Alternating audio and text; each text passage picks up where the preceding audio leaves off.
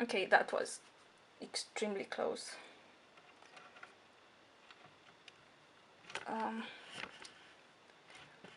I'll lower my tripod. It's very, very high and I'm kind of short, so I have to stand on my toes. Okay, as I said, we are working our last single crochet in this one. You should already know by now how we work in the last chain, in the last stitch. We're inserting our hook on top of the stitch. See, there's a loop on this side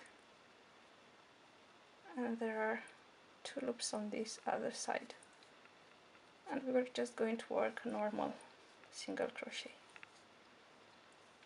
and this completes 3 bubbles.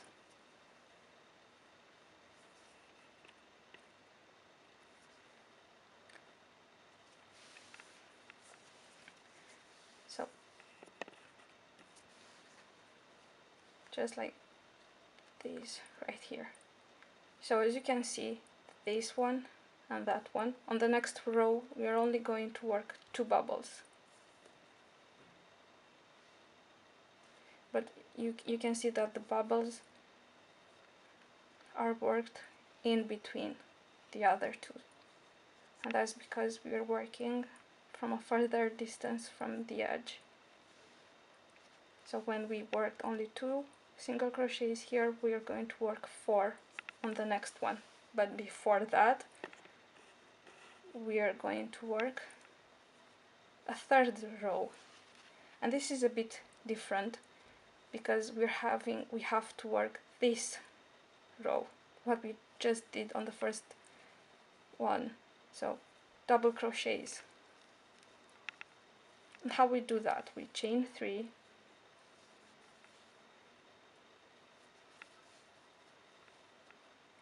and turn, and this counts as the first double crochet worked on top of the stitch from the first one. So the next double crochet is going to be worked in the next chain space, so not in this first one, because this is the one that falls on top of the stitch. You should know by that because it's just double crocheting now. It's just normal double crocheting as you usually do. So work in the next chain space, which is so the first one and the second one.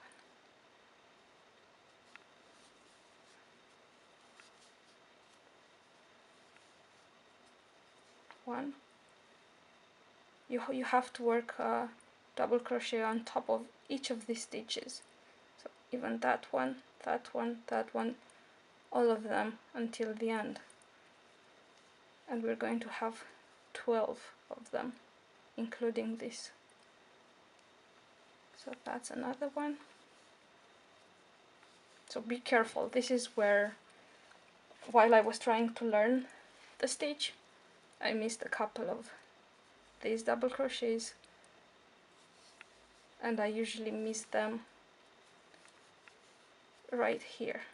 This is the one I usually miss, this little one. It's a bit hidden between the bubble, under the bubble, just like that. But if you miss it, your pattern is going to get messed up. So just pay a little bit of attention. If you work a huge project like a blanket or something similar, it would be crazy to just count the stitches every time. While, you know, on this small project I'm working on right now, I mean the example I'm working on now, it's easier to just count them. But if you work a blanket, just pay attention.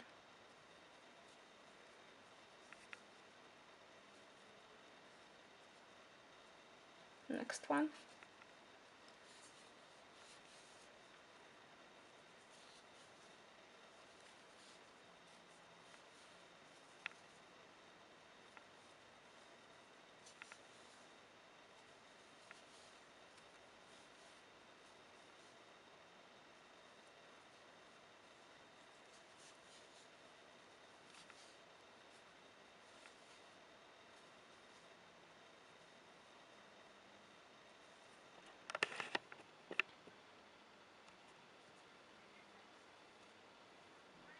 3 more.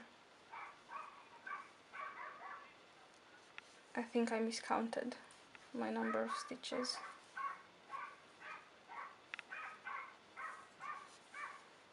Oh, I apologize for the dog.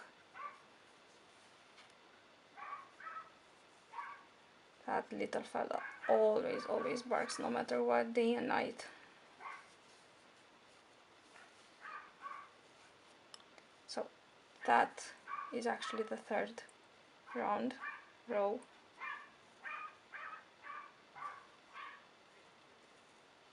There are 13, including this stitch. Not 12, as I said, there are 13. Okay, so now we're working around another row with bubbles. If you remember, what we did on the first round is that we chained 1 and then we turned, and then we worked 2 single crochets and worked this bubble here, but we want to get in the middle of them, so we're going to work 4 single crochets now in comparison to just 2. So that's 1 in the first chain,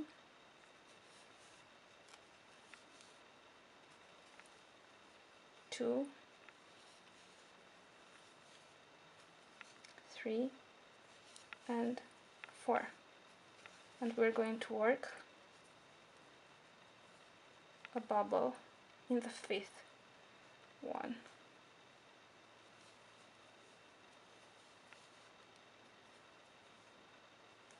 Hold your yarn on the hook. That's 2,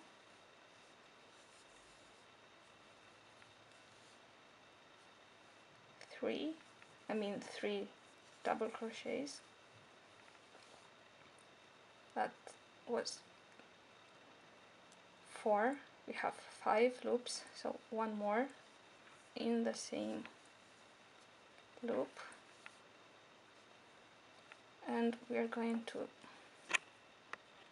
if only I was able to show you how the yarn is pulled through. Okay.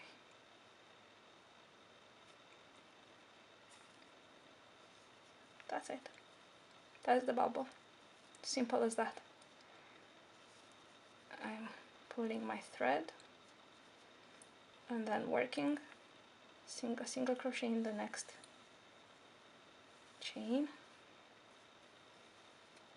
I'm pulling my thread again just a little bit so I can forward bend the bubble. See, it's much tighter this way. 2 single crochets again, 1 and 2. Remember, there are 3 single crochets between the bubbles. Working another bubble, and after the bubble I'm going to see you guys in the next video. 2, 3 right there. I'm always counting mine. If I don't really count the double crochets, I'm just counting the loops on my hook. There have to be 6 of them. So 6, and pull the yarn through. Working single crochet in the next 4. But I'm going to see you guys in the next video and explain that to you.